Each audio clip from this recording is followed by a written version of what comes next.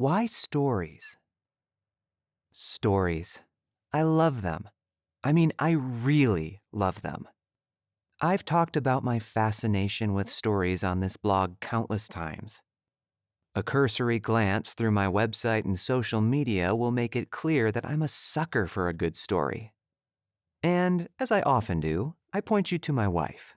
Just ask her how I feel about stories, and I have no doubt she could go on at length about how everything always comes back to stories with me, and how I just won't shut up about them. She's way too kind to express it that way, but the sentiment would surely be there. I've alluded to and referenced my deep fondness for and awe of stories and storytelling so often that I figured it was about time to dedicate a blog to explaining why I find stories so captivating and, ultimately, why they really are the bedrock of why I do what I do as a voiceover artist. Stories are everywhen. To begin, let's just marvel for a moment at the history of stories and storytelling. When it comes right down to it, stories have been around pretty much for forever. In fact, though there's no way to prove it, it's often suggested that storytelling developed right on the heels of language itself. Every human culture throughout history has told stories in some form. In other words, there's never been a quote-unquote when in history in which stories weren't present. From ancient cave drawings to tales passed orally through generations, to the earliest scrolls and tomes containing written manuscripts, to the complex and nuanced storytelling we have today in written, oral, and visual media alike, the history of stories on this planet is one of the richest in existence. In short, storytelling is the universal human experience. It's something every human being who has ever lived has in common with one another. If that's not mind-boggling and more than a little cool, I don't know what is. Humans crave stories. Some folks may not enjoy reading. Others aren't really television or film people. Still others don't particularly find stimulation in listening to podcasts, music, sermons, etc.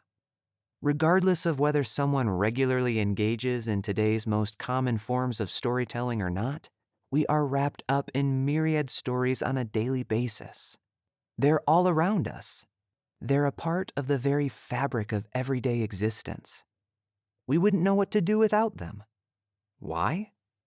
Because at their core, stories are quests for meaning. Our ideologies, our perceptions, our beliefs, what we buy into and what we reject are all tied up in the stories we experience and tell ourselves. I recently listened to an episode of the Liturgists podcast entitled In the Beginning, in which host Michael Gungor shares an example that I think aptly explains what I'm talking about here. He invites you to imagine yourself as a tourist in Paris. You take in the beauty of one of the world's greatest cities, and in order to learn more about its rich history, you sign up for a tour. Your group assembles at the base of the Eiffel Tower, and you immediately begin admiring the famous structure. You're excited to learn more about it. When was it built?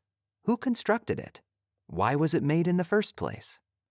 As you ponder these questions, the tour guide arrives, introduces himself, and gestures to the tower. This, he says, is a tower. He smiles a self-satisfied smile before continuing. And that will be 50 euros, please. How would you feel about such a tour guide? Upset? Angry? Swindled? Why would you feel that way? In a manner of speaking, the tour guide did give you a tour. He pointed something out and told you what it is. What more do you want? Well, we all know that's not really what a tour is. We take tours because we want to hear stories. We don't just want to see an old pile of rocks in Rome. We want to know why that pile of rocks is significant. What was it a part of? What function did it serve? How did it affect the lives of real people? What is its story? A tour group, in essence, is a storytelling group. What's more, that's really what any group of people is. Telling stories is what makes a group a group. The stories we tell bind us together and help us make sense of the world as we experience it. Without that, we're lost. And people don't generally like being lost. You are the story.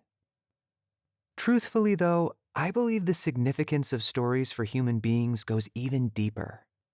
In a subsequent episode of the Liturgist podcast entitled Death and Resurrection, Gungor provides another example that I find to be incredibly profound.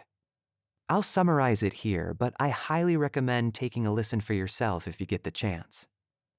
Who are you? What makes you, you? Think about your body. Think about how at one time it was nothing more than a microscopic fertilized egg. Was that nondescript sac of cells you? If not, when did it become you? At a specific point as you developed in your mother's womb? When you were born? Was that little baby's body really you? Was it your 8-year-old body? Your 40-year-old body? Now think about a funeral with an open casket. Seeing a dead body often elicits a strange feeling of the body being present while the person is gone. Friends may say, "That's Ruth's body, but Ruth isn't here anymore." Who or what is Ruth? Is that physical body that walked around, introducing itself as Ruth in life, not actually Ruth? The same body is present, but it's no longer Ruth. Why? Because the body isn't functioning? Is Ruth simply the body's processes, digestion, circulation, breathing, etc.? That can't be, because if any of those processes change, we still consider her Ruth. As long as the body lives, we think of it as Ruth, but once it dies, we perceive that Ruth is gone. But if Ruth is not the body, nor its living functions, then who or what is Ruth? Is Ruth an immaterial spirit or soul? How much Ruthness can be associated with that spirit? Is that spirit energy? Can it move outside the body? How? Can it think without a brain? Does it maintain Ruth's memories? Does it still have Ruth's personality? Does Ruth still identify as a human woman? If not, how can a disembodied immaterial soul still be reasonably considered Ruth as we knew her? Is that spirit really ontologically separate from the rest of reality? Does it have a completely different source and context from the rest of the seen or unseen reality?